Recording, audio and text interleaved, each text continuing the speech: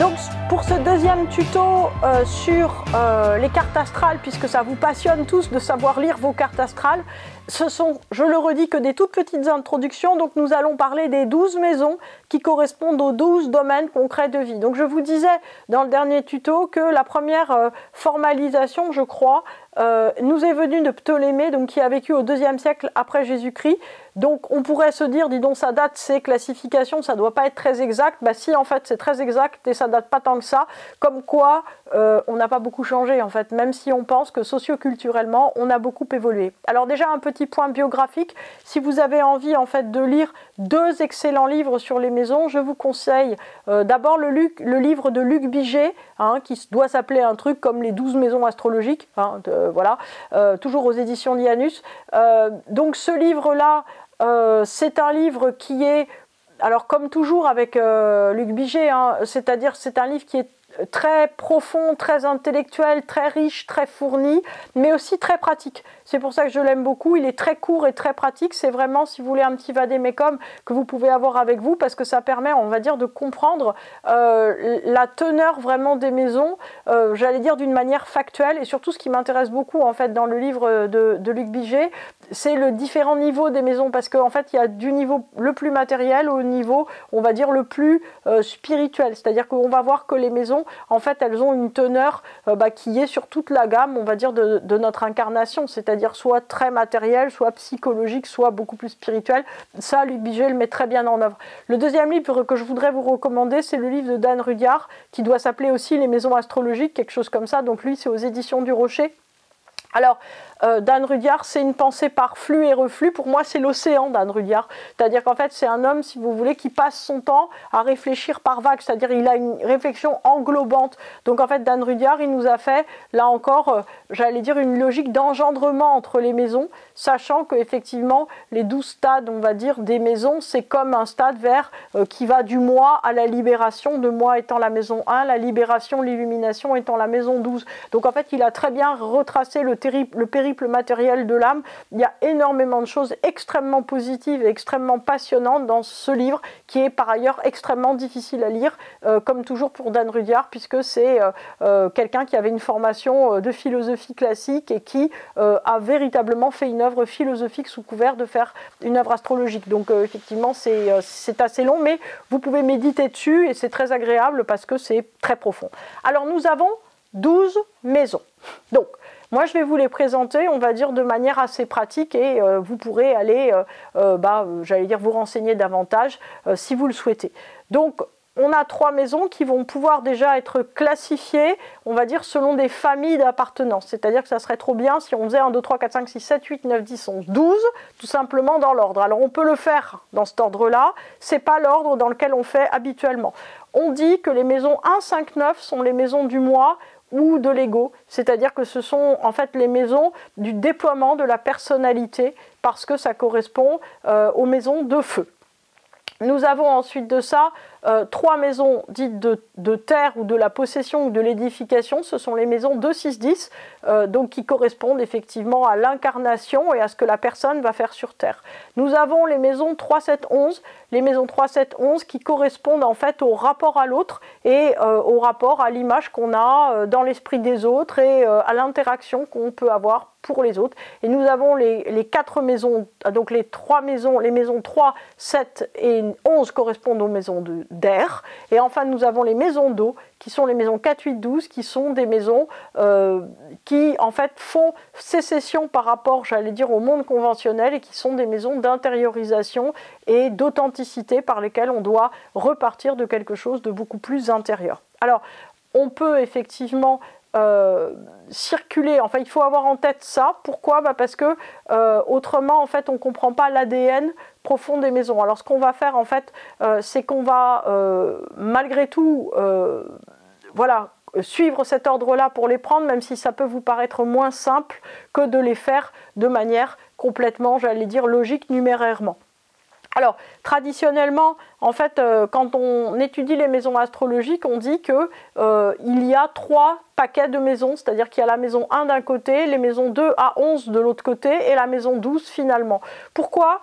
Parce que en fait, ces maisons, elles n'ont pas du tout, on va dire, la même utilité. C'est-à-dire que la maison 12 est une maison qui nous fait perdre tout rapport évident en fait à la réalité, qui suppose en fait qu'on refasse complètement nos critères et qu'on se rééquilibre complètement différemment. Et la maison 1, c'est la maison du moi, de la personnalité, qui est, on va dire, le point de départ absolu de l'incarnation. Les maisons de 2 à 11 sont les autres domaines de vie, j'allais dire, plus classiques. Donc commençons par la maison 1.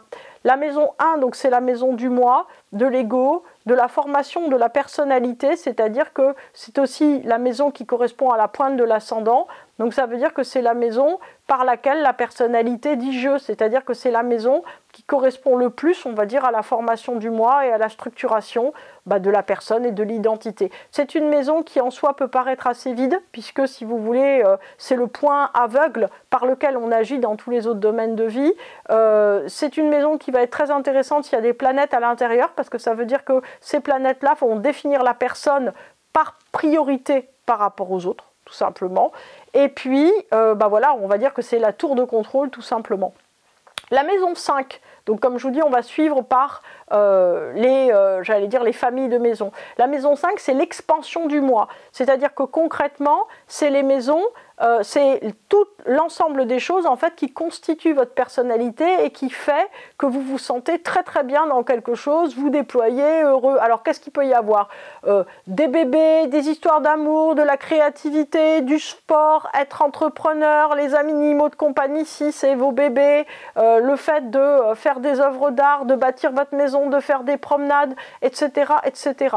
En fait, si vous voulez, tout ce qui se met en maison 5, c'est ce qui fait l'agrandissement du moi. Donc concrètement, ça veut dire quoi? Ça veut dire que si vous vous promenez avec un landau et qu'on vous dit « Oh, le beau bébé », qui est-ce qui est heureux? Le bébé? Non, le bébé, il s'en fout, c'est un bébé. Ce qui est heureux, c'est vous, en fait. C'est-à-dire que vous vous dites que si vous êtes papa ou maman, que vous avez fabriqué un truc merveilleux qui s'appelle bébé. Voilà. Et vous vous sentez très bien. De même que si vous arrivez à dessiner un magnifique pingouin à l'aquarelle, eh ben vous allez vous sentir plein d'aise si on vous dit « Oh, le beau pingouin ». Si vous êtes capable de terminer un marathon absolument incroyable, voilà, eh ben vous vous dites « C'est moi qui ai réussi ce marathon ». Si vous avez un beau compagnon ou une belle compagne à votre main, ou à votre bras ou sur le dos, c'est plus rare, à ce moment-là, vous allez vous dire « Oh là là, c'est moi qui ai réussi à décrocher cet être magnifique qui m'aime et qui fait attention à moi ». Si, voilà, infiniment, si vous voulez, la maison 5, c'est ce qui vient nourrir le moi pour lui donner le sentiment, si vous voulez, d'une expansion de son être. C'est bien évident que cette maison, elle change avec l'âge. Hein, évidemment, ou qu'elle devrait changer avec l'âge. Voilà. Mais en tout cas, si vous voulez, la maison 5, c'est cette maison, si vous voulez, qui sont les fruits en vérité du moi.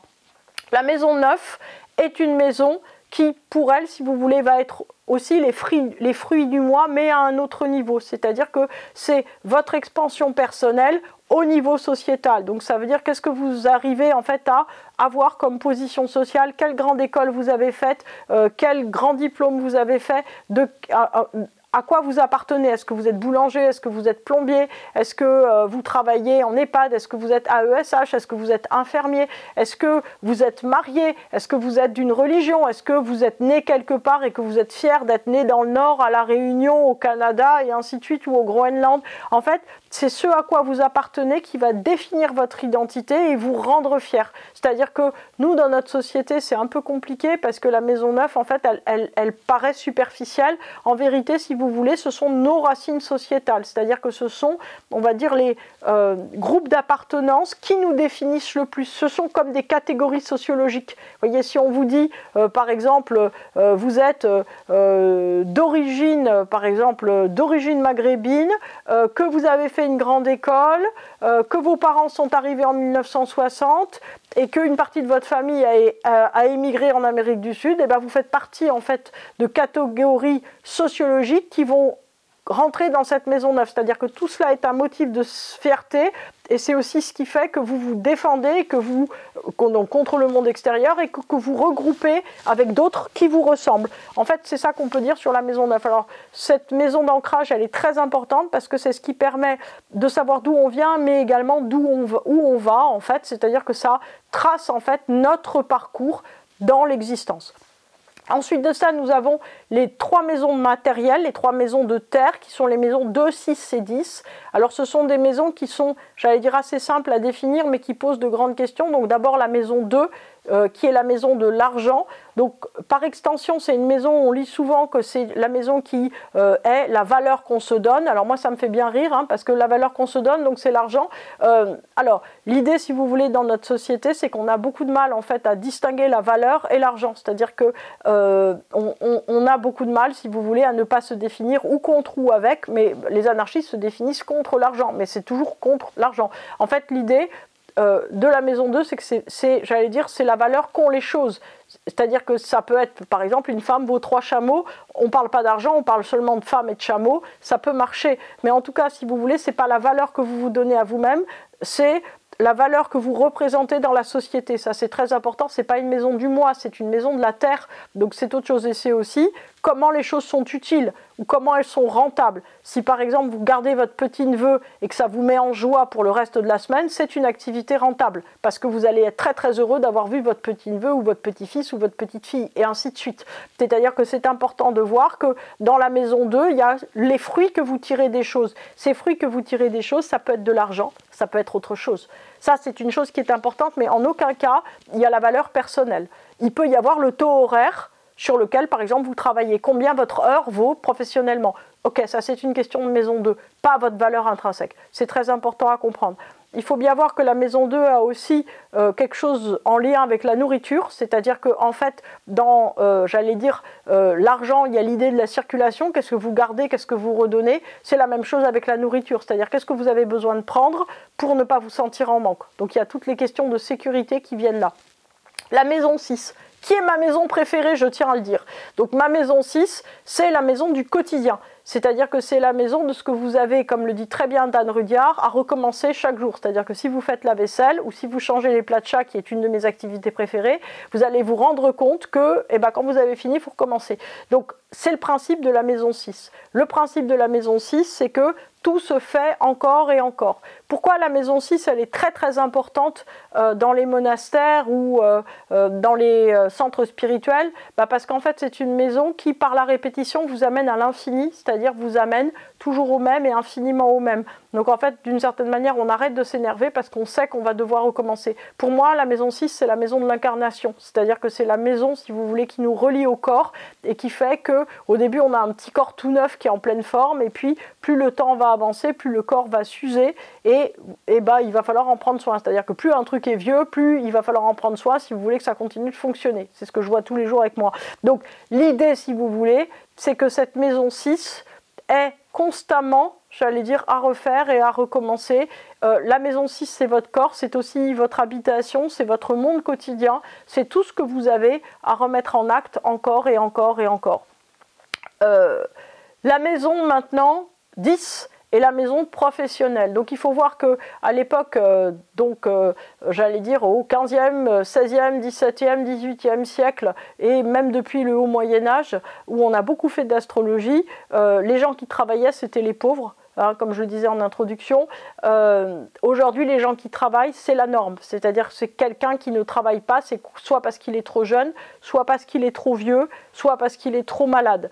On est en train de changer de société, c'est-à-dire que les rentiers aujourd'hui, les rentiers à 30 ans, c'est les aristocrates d'hier, c'est-à-dire que le jeu est de trouver comment se libérer, on va dire, du travail quotidien pour avoir de l'argent. Donc c'est une logique, j'allais dire, qui paraîtrait très très naturelle à nos ascendants du 16e et 17e siècle. Donc, la maison 10, c'est la sphère socio-professionnelle, c'est votre profession, mais c'est aussi ce que vous faites de vos journées. C'est-à-dire que si vous êtes un enfant, vous allez à l'école, si vous êtes un adolescent, vous allez au collège, au lycée ou à l'université ou en classe prépa, où vous voulez, ou dans votre petit job. Quoi qu'il en soit, c'est tout le monde extérieur, c'est-à-dire c'est la façade sociale que vous avez. Tout le monde a une maison 10, c'est une chose qui est très importante. Donc ça, ce sont nos 3 maisons de terre. Ensuite de ça, nous avons 3 maisons d'air. Donc 3 maisons d'air, maison 3, maison 7, maison 11, qui nous relient au monde extérieur. Donc ces maisons, si vous voulez, sont des maisons qui sont difficiles pour nous, puisque ce sont des maisons qu'on ne contrôle pas. C'est-à-dire que on va commencer par la maison 11 à l'inverse. La maison 11, c'est ce que pensent les gens de vous, ce que pensent les gens qui sont extérieurs à vous, la notoriété ou la renommée que vous avez, également aujourd'hui les réseaux sociaux et tout ce qui est virtuel, c'est-à-dire que c'est tout ce qui n'est pas directement lié à vous, mais qui va avoir un impact sur vous, sur votre vie, sur votre carrière, sur votre manière d'être. C'est-à-dire que la maison 11 est une maison qui, d'une certaine manière, impacte notre ADN, mais que nous ne contrôlons pas, c'est le monde de l'image. La maison 7, traditionnellement dans les livres, vous trouvez que c'est une maison qui est la maison maritale, c'est-à-dire que c'est l'autre du couple. Heureusement, c'est pas que ça, c'est la maison de tous les gens qui sont essentiels dans votre vie. Donc en fait, si vous avez beaucoup de planètes en maison 7, ce que je vous conseille, c'est aussi de mettre beaucoup de gens dans votre vie. Quoi qu'il arrive, et beaucoup de gens que vous aimez énormément. Quoi qu'il arrive, en fait, la maison 7 est une maison, si vous voulez, qui pour se nourrir a besoin, on va dire, d'une grande multiplicité d'engagement. C'est la maison, en fait, de l'ouverture à l'autre. Donc l'ouverture à l'autre, elle est toujours dangereuse, parce que si vous tendez la main, si vous faites un sourire, si vous dites « je t'aime » à quelqu'un, vous ne savez pas du tout comment cette personne va vous répondre. Et en fait, si vous voulez, le pari que l'autre, d'une certaine façon, va répondre est un pari très difficile pour l'individualité, qui se sent mis en risque à partir du moment où il aime. Et la maison 7, c'est la maison où en fait on doit faire confiance qu'on aura ou pas une réponse. La maison 3, c'est la maison des relations, de l'environnement quotidien, de la proximité. Traditionnellement, c'est la maison des cousinades, c'est-à-dire que c'est la maison des voisins aujourd'hui, des gens qui sont à côté de vous, aussi de vos amis, des parents à l'école, de vos collègues, des gens en fait qui vivent votre quotidien avec vous et dont vous pouvez apprendre des choses, qui sont très gentils, mais qui ne sont pas des gens qui menacent votre intégrité. Ça va être la différence avec la maison 7 ou la maison 11, c'est-à-dire que ce sont que des gens en fait qui ne vous déstructurent pas normalement, mais qui sont des gens qui sont là en fait pour vous aider à vous ouvrir mentalement, à apprendre des choses, à diversifier votre quotidien, à faire des choses nouvelles. Donc cette maison 3, elle est très joyeuse, elle est très vibrante. Bon. Enfin, nous avons nos 3 maisons, 4, 8 et 12, qui sont donc les 3 maisons d'eau, donc qui sont des maisons qui sont beaucoup plus effrayantes. Donc commençons par la maison qui semble la plus classique, qui est la maison 4, qui est enregistrée comme étant celle de la famille. En vérité, c'est la maison qui demande de partir de sa plus profonde intériorité. Alors d'abord, effectivement, pour avoir une famille, une maison, des liens privilégiés, très forts et indéfectibles avec les autres, ça c'est certain. Donc c'est une maison, si vous voulez, qui crée quelque chose, si vous voulez, qui ensuite de ça est irréversible. C'est la maison des liens irréversibles, la maison 4. Vous pouvez, par exemple, ne plus parler à votre père, c'est votre choix si vous le souhaitez, mais il ne changera rien sur le fait que c'est votre père. Donc de toute façon, la maison 4... crée des liens irréversibles. La maison 4, en fait, vous demande aussi de dire votre vérité, non pas en allant dire aux voisins que vous le trouvez méchant ou trop gros ou trop maigre, mais en fait, dire votre vérité, ça veut dire exploiter complètement vos talents et apprendre à prendre des risques, c'est-à-dire en partant de ce que vous avez entre les mains, créer quelque chose qui vous ressemble et puis aussi sortir des codes sociaux. La maison 4 est une maison qui est indépendante des codes sociaux, qui doit en fait partir d'elle pour savoir ce qu'elle a à édifier. La deuxième maison d'eau, qui est la maison 8, est une maison qui, moi, je qualifie toujours de Alice au pays des merveilles, c'est-à-dire qu'on vous demande quelle heure est-il et là vous répondez oui, j'ai fait mon plan comptable, absolument. En fait, l'idée, si vous voulez, c'est d'arriver à partir d'une certaine façon, j'allais dire, d'un manque de sécurité pour prendre la vie comme une aventure. C'est la vie au fil de l'eau, c'est-à-dire que vous faites une chose qui mène à une autre, qui mène à une autre et ainsi de suite, sans avoir la moindre garantie et aussi, si vous voulez, en acceptant que nous ne sommes qu'une pierre qui roule et que donc nous n'amasserons rien.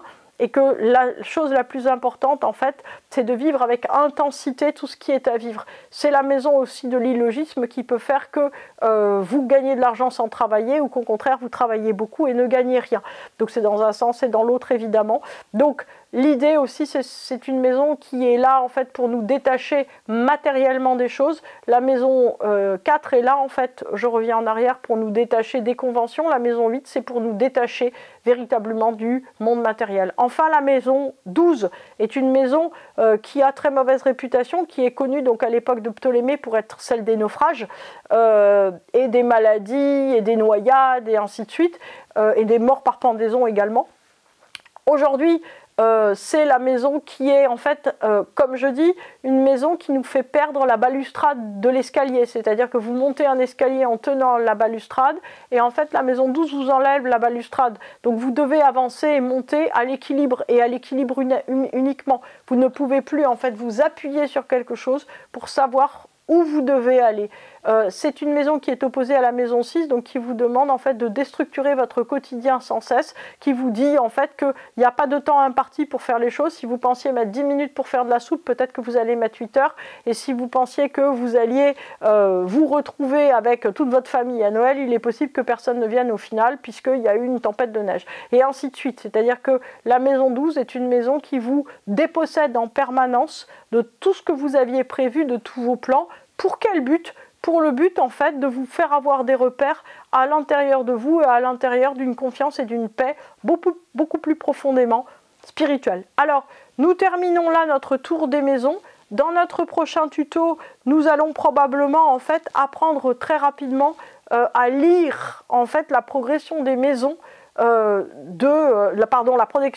progression des planètes de maison en maison, de manière effectivement à savoir comment prendre une première touche par rapport effectivement à la carte natale de chacun.